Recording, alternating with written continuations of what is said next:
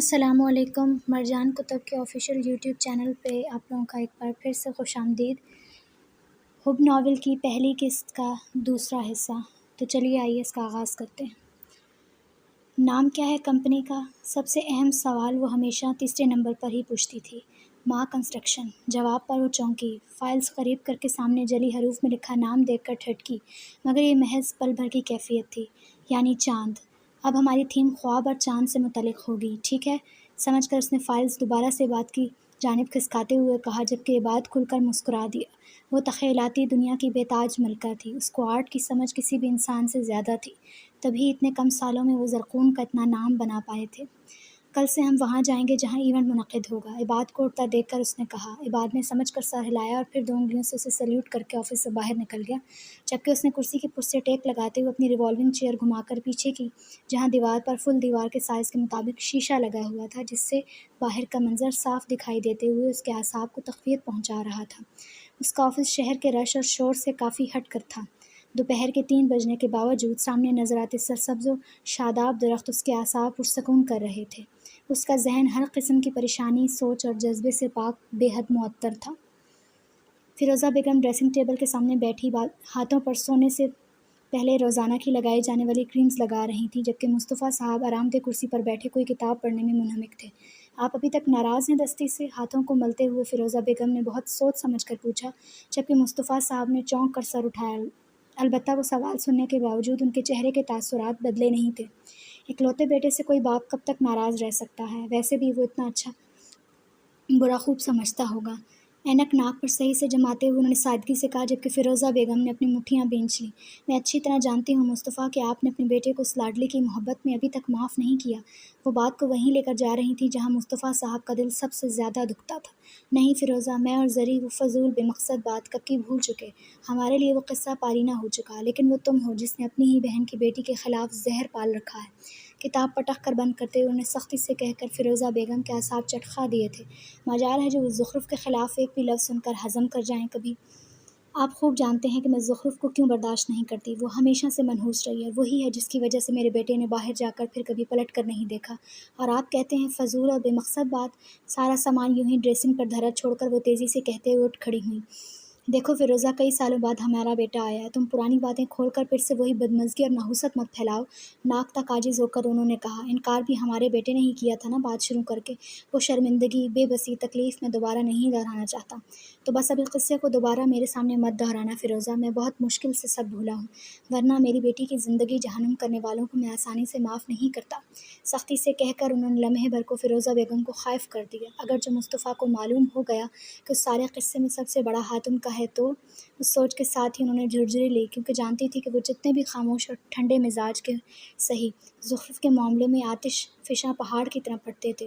اس سے پہلے وہ چمک کر جواب دیتی، دروازے پر ہونے والی نوک پر دونوں نے چونک کر دروازے کو دیکھا، جہاں سے دستگیر اندر آ رہا تھا۔ آؤ بیٹا، ٹائم مل گیا تمہیں ہمارے پاس آنے کا۔ جلدی سے آگے بڑھ کر اس کے ہاتھ تھامتے ہوئے نے مصنوعی خفگی سے کہا، جبکہ دستگیر ان کی محبت پر افسردگی سے مسکرا دیا۔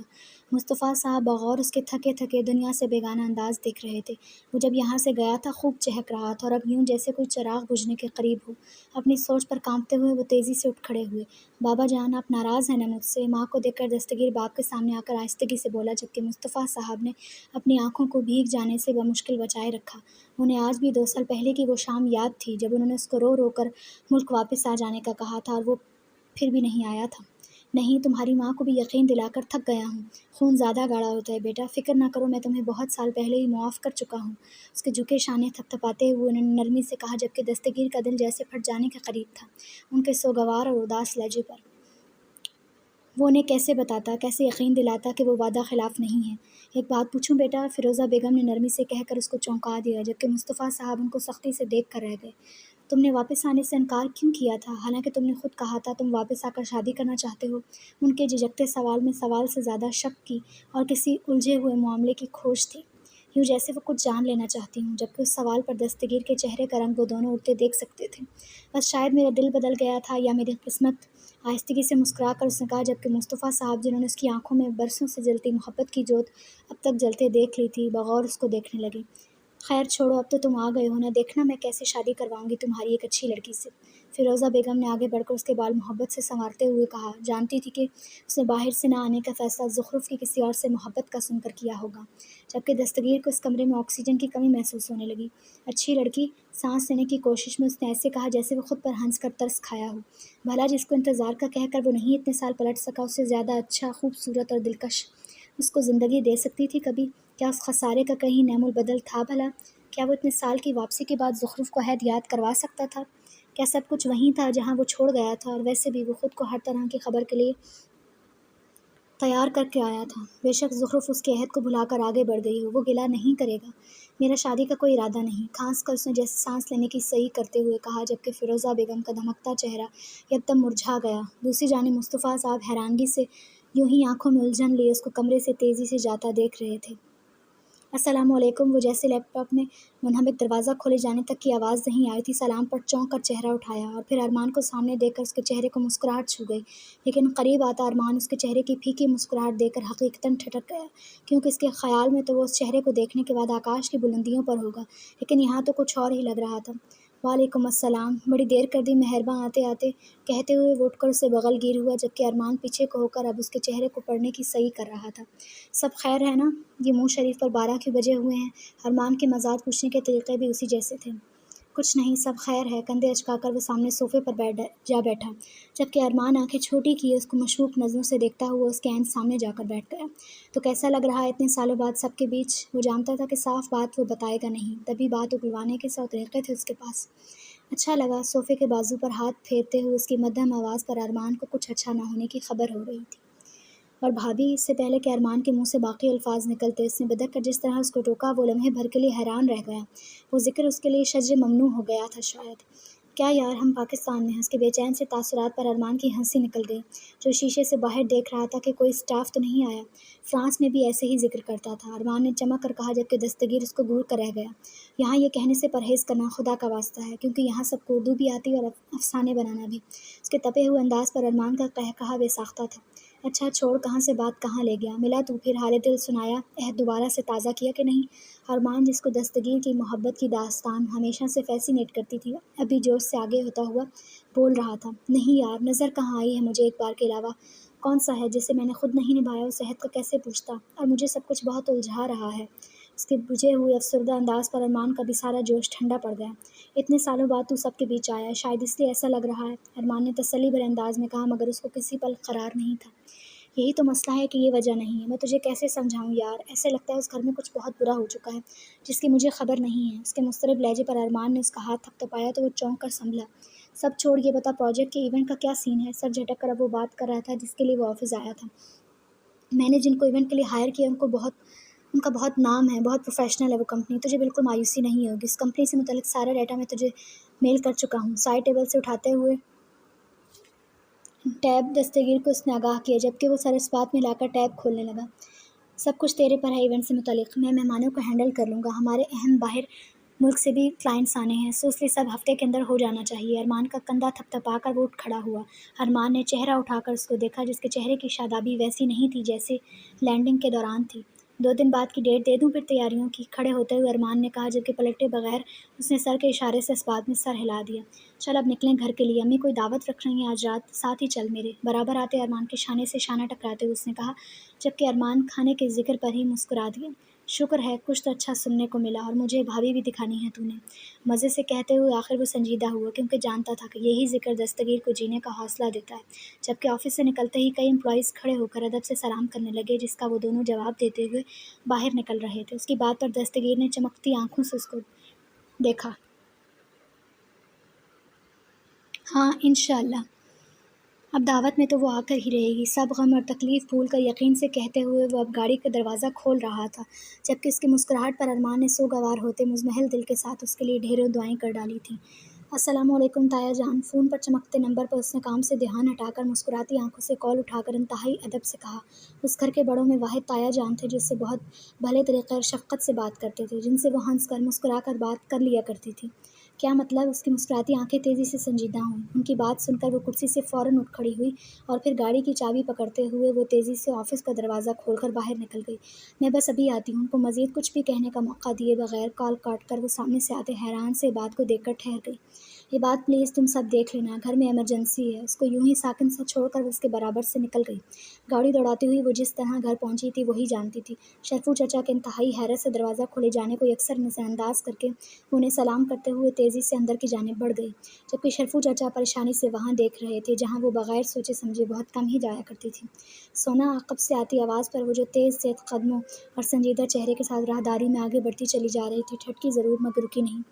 زخرف اب کے پکارنے والے نے اسے اس کے نام سے پکارا تھا، تبھی اس کا ٹھہر جانا لازم تھا، جبکہ دستگیر مصطفیٰ رکتے دل سے اس کی پشت دیکھ رہا تھا جو اب رکی تھی، جیسے پہلے کی پکار اس کے لیے نہیں تھی، جیسے پچھلے نام سے اس کی واقفیت نہ ہو۔ کسی قدر حیرانگی سے وہ پلٹی اور سامنے ساکن سے کھڑے دراز قامت گندمی اور وجیح نقوش کے مالک شخص کو دیکھ کر وہ چونک گئی۔ کہیں دل نے کروٹ بھی بدلی تھی لیکن وہ بے خبر تھی۔ سامنے کسی قدر جانا پہچانا چہرہ نظر آ رہا تھا۔ جی؟ اس کے لہجے کے اجنبی استفسار پر سامنے والے کے برسوں سے بندھے سحر میں دراڑ آ گئی۔ وہ سنبھل کر اس چہرے کو دیکھنے لگا جہاں زمانے بھر کی اجنبیت تھی، جہاں کسی عہد اور کسی آشنائی کا کوئی تاثر دور دور تک نہیں تھا۔ آپ کون؟ اس کے سوال روح و دل کو گھائل کر دینے والا تھا۔ وہ جو 2 قدم آگے بڑھایا تھا اسے اس سوال نے 2 قدم کی مسافت کے باوجود تھکا ڈالا تھا۔ حیرانگی اور صدمے نے دل کو ہوش دلایا تو وہ سنبھلا۔ میں؟ مدھم سا لبوں سے سوالیہ نکلا۔ وہ کیا بتاتا کہ وہ کون ہے اب جبکہ وہ اس سے پہچان مانگ رہی تھی۔ میں دستگیر، تمہارے مصطفیٰ تایا کا بیٹا۔ وہ پیچھے کھڑے ارمان کی موجودگی فراموش کر بیٹھا تھا، تبھی اس نے خود کو بے حد مدھم سا بہت برسوں پہلے کے اجنبی تعارف کی طرح کہتے سنا۔ وہ اچھا، السلام علیکم۔ اب اس کے تاثرات پہلے جیسے سرد اور بیگانہ نہیں رہے تھے، لیکن وہ یکسر اجنبیت وہ دل کو مار رہی تھی۔ اس کو یوں ہی بت بنا گنگ سا چھوڑ کر وہ دوبارہ سے پلٹ کر جا رہی تھی۔ شاید وہ پہچان گئی تھی اس کو۔ وہ پرسوں رات والا شخص تھا جس نے اس کو ڈرا دیا تھا۔ ہر ایک خیال کو دل و دماغ سے جھٹک کر وہ تیزی سے مصطفیٰ تایا کی اسٹڈی میں داخل ہو گئی، کیونکہ ان کے کمرے تک اس کی رسائی نہیں تھی۔ پیچھے حیران سے ارمان نے آگے بڑھ کر اس کا کندھا چھوا تو وہ چونک کر جیسے ڈراؤنے خواب سے بیدار ہوا۔ خالی آنکھوں سے اس نے حیران سے ارمان کو دیکھا جو اسی جیسی بے یقینی کا شکار معلوم ہو رہا تھا۔ دیکھا، کہہ رہا تھا نا سب بدل گیا ہے یہاں، سب الجھا رہا ہے مجھے، میرے دل کو زخمی کر رہا ہے، میرے عہد سے پیچھے ہٹنے نے سب بدل دیا ہے۔ وہ جب بولا تو اس کی آواز کی لرزش پر ارمان کا دل دکھنے لگا۔ تو نے ان کو اپنے عہد سے آزاد جو کر دیا تھا، ہو سکتا ہے وہ واقعی بھول گئی ہوں۔ ارمان نے وہی کہا جو دستگیر کا دل کہہ رہا تھا۔ وہ شاید سب بھول کر آگے بڑھ چکی تھی۔ جو وہ دیکھنا چاہتا تھا اسی شے نے اس کو پل بھر میں بے جان کر دیا تھا۔ چل بابا جان سے ملواؤں تجھے۔ اسٹڈی میں جانے کے بجائے وہ راہداری میں بنے ان کے کمرے میں داخل ہوا جہاں وہ اپنی کرسی سے تیزی سے اٹھ رہے تھے، لیکن اس کو آتا دیکھ کر چونک کر ٹھہر گئے۔ پریشانی سے اس کے عقب میں بھی دیکھا تھا انہوں نے۔ السلام علیکم بابا جان۔ اس کے سلام پر وہ چونک کر سنبھلے اور پھر مسکرا کر اس کی سمت پڑے۔ وعلیکم السلام بیٹا، اور یقیناً یہ ارمان ہوگا۔ ان کے وثوق سے کہنے جانے پر وہ جو ان کے تاثرات پر الجھا سا تھا مسکرا دیا، جبکہ ارمان نے حیرت سے ان کو دیکھا۔ السلام علیکم انکل، میں دستگیر کا دوست ہوں۔ ہڑبڑا کر ان کے آگے بڑھا ہوا ہاتھ تھامتے اس نے اپنی حیرت پر قابو پاتے ہوئے تیزی سے کہا، وعلیکم السلام، جیتے رہو برخوردار۔ اس کا ہاتھ تھام کر اس کا کندھا نرمی سے تھپتھپا کر انہوں نے کہا، جبکہ ان کے اس قدر شفیق لہجے پر اس کا دل مسکرا دیا۔ اور کیسا لگ رہا ہے پاکستان؟ ان کے لہجے میں نہیں، ہاں ان کے انداز میں اجلت دستگیر صاف دیکھ رہا تھا۔ بہت اچھا انکل، سب کچھ اپنا اپنا سا ہے۔ اس کے کہے جانے پر وہ بھی تائید میں مسکرا دی۔ بس اس ملک کی یہی خاصیت ہے، کہہ کر وہ آگے ان کے برابر سے گزرنے لگے، جب دستگیر حیرت سے ان کو دیکھ رہا تھا۔ بیٹے آپ بیٹھو یہاں دستگیر کے ساتھ، میں ذرا اپنی بیٹی سے مل لوں، آپ کا تو یہاں آنا جانا رہے گا، وہ بہت کم آتی ہے میرے پاس۔ ان کے لہجے کی یاسیت پر دستگیر اور ارمان نے ایک دوسرے کو دیکھا، جبکہ ارمان نے اسفاد میں سر ہلا کر تیزی سے سائڈ پر ہو کر ان کو رستہ دیا۔ بھابھی کی بات کر رہے تھے انکل؟ دستگیر کو پرسوچ سا کھڑا دیکھ کر وہ بولا۔ ہو سکتا ہے، کیونکہ وہی بابا جان کی اسٹڈی میں گئی تھی ابھی، پریشانی سے اس نے آہستہ سے کہا، جبکہ لفظ بھابھی پر وہ دھیان اپنی سوچوں میں الجھا نہیں دے سکا تھا۔ تو میرے کمرے میں جا، میں بھی آیا۔ تیزی سے اس کا کندھا تھپتھپا کر وہ اس کو یوں ہی پریشان سے چھوڑ گیا۔ لیکن تیرا کمرہ کہاں ہے؟ پیچھے سے اس نے پکارا، حالانکہ جانتا تھا وہ جا چکا ہوگا۔ سر جھٹک کر وہ بھی تیزی کے ساتھ کمرے سے باہر نکل گیا۔ ادھر ادھر احتیاط سے دیکھتا ہوا وہ آگے بڑھ رہا تھا کہ کوئی نظر آئے اور وہ اس سے پوچھ لے، مگر دور دور تک نہ بندہ تھا نہ بندے کی ذات۔ نئے سرے سے دستگیر پر تپ چڑھنے لگی۔ پیچھے چہرہ پھیر کر دیکھتے ہوئے وہ جو آگے بڑھ رہا تھا سامنے سے آتے وجود سے بری طرح ٹکرایا۔ گھبرا کر سامنے دیکھا اور پھر اس سے پہلے کہ سامنے موجود خاتون پیچھے کھلی قدادم کھڑکی سے نیچے لینڈ کر جاتی، اس نے ہاتھ مکینکی انداز میں آگے بڑھا کر اس کو کوہنی سے تھام کر اپنی جانب کھینچ لیا، اور وردہ جو رکتے دل اور سر میں اٹھی ٹھیسوں کے ساتھ باہر گرنے لگی تھی، اس مزید ناگہانی پر سامنے والے کے کندھے سے جا لگی۔ خوف سے پھیلتی آنکھوں اور ساکت ہوتے دل سے اس نے سامنے کھڑے شخص کو چہرہ اٹھا کر دیکھا، جس کی آنکھیں اس کی طرح ہی حیرت سے ششدرتی کہ اچانک ان آنکھوں میں عجیب سی الجھن اترتے دیکھ کر وہ ایک جھٹکے سے اپنا ہاتھ چھڑا کر پیچھے ہوئی۔ آپ کون ہیں اور یہاں کیا کر رہے ہیں؟ وہ جو لمحے بھر کے لیے ہی صحیح بوکھلائی تھی، مگر اب اجنبی چہرے کے ساکن ہو جانے نے اس کو پھر سے اپنی پرانی جون میں لا پٹخا تھا۔ ایک سیکنڈ، کہیں آپ چور تو نہیں جو یوں ہی گھسے چلے آئے ہیں؟ اس کے تاثرات میں کوئی تبدیلی نہ پا کر اب کہ وہ اونچی آواز میں دونوں ہاتھ ہونٹوں پر رکھتے اچھل کر بولی، جبکہ سامنے کھڑے ارمان کے گرد پھیلتا سحر بھگ سے اڑا۔ ظاہر ہے اس کو چور جو پکارا گیا تھا۔ محترمہ لیٹ می ایکسپلین، دونوں ہاتھ وضاحتی انداز میں اٹھاتے ہوئے اس نے خالص انگلش ایکسنٹ میں کہا، جبکہ وردہ صاحبہ کا ماتھا ٹھنکا۔ انگریز چور؟ مجھے 2 قدم تیزی سے پیچھے کو ہوئی، جبکہ ارمان کا دل کی اپنا سر سامنے دیوار پر دے مارے۔ چور چور ہوتا ہے، چاہے انگریز ہو یا پاکستانی۔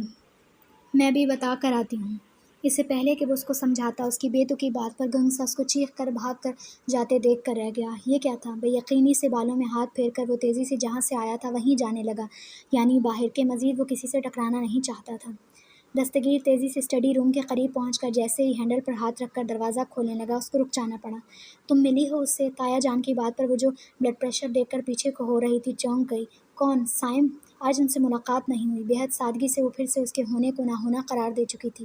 جانتی تھی کہ سائم کے فنکشنز قریب ہی ہیں، تبھی تایا جان پوچھ رہے ہیں۔ نہیں، میں دستگیر کی بات کر رہا ہوں، انہوں نے اب کے ایک آس سے کہا۔